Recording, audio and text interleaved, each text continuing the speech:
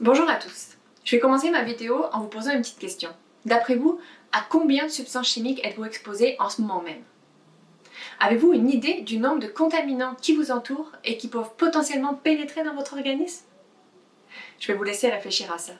En attendant, je me présente.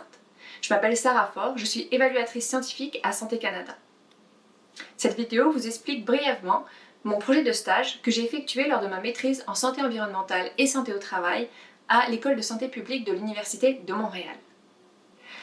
Le thème de mon stage portait sur l'exposition de la population aux contaminants environnementaux.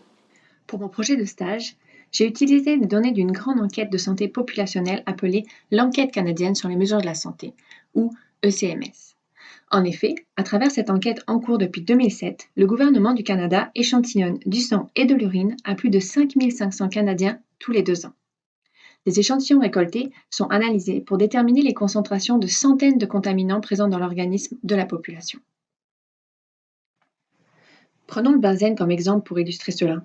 C'est une substance cancérogène dont les sources d'exposition importantes incluent, entre autres, la fumée de cigarette ou l'échappement des voitures. Cette enquête permet de mesurer le benzène dans le sang de la population dans le but de connaître la quantité absorbée, et ce, depuis n'importe quelle source. Bon, il est vrai que c'est intéressant de connaître le niveau de contaminants absorbés. Mais si je vous dis par exemple que l'on a mesuré un niveau moyen de 5 microgrammes par litre d'arsenic inorganique dans l'urine de la population, qu'est-ce que cela signifie?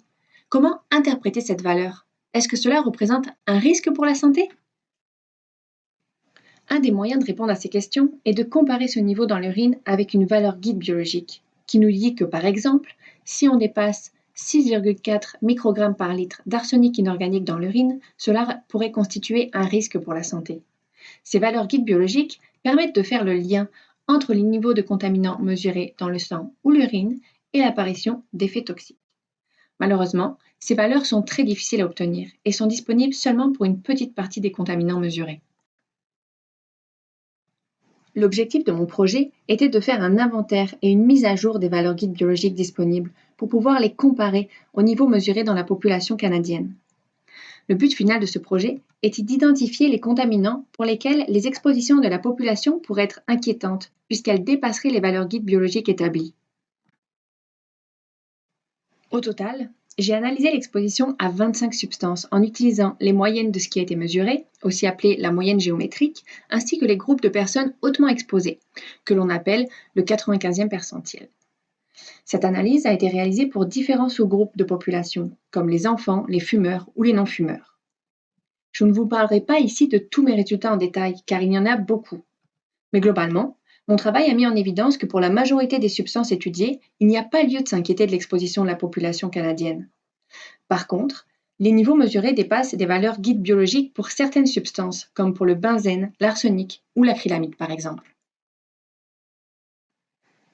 Là, c'est le moment où vous me demandez à quoi sert ce genre d'étude.